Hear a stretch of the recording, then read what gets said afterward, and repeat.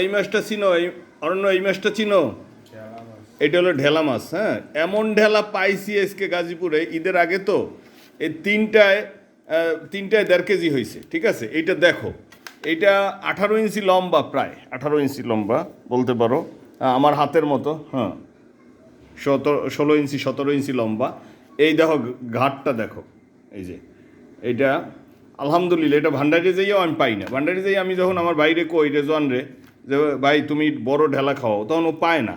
ওই পারভেজ দেখ এই তোর ছোটো ছোটো আছে, আর ও কয় যে তোমার হইলো যে এখানে এই 3টে দেয় বড়, এইটা সবচেয়ে বড়, এটা মাঝারও, এটা ছোট। ও আমারে বলে যে পাওয়া যায় না, আসলেই পাওয়া যায় না। আমি বাজারে যাই খুঁজছি, ঢেলা মাছ বড়টা ভান্ডারে পাওয়াই যায় না। তো এই লাকিলি এই গাজীপুরে পাইছি, তাজা, পেট টেট ভালো আছে। এর চোখ কিন্তু একটু লাল লাল থাকে। তো এইটা পাইছি আর কি।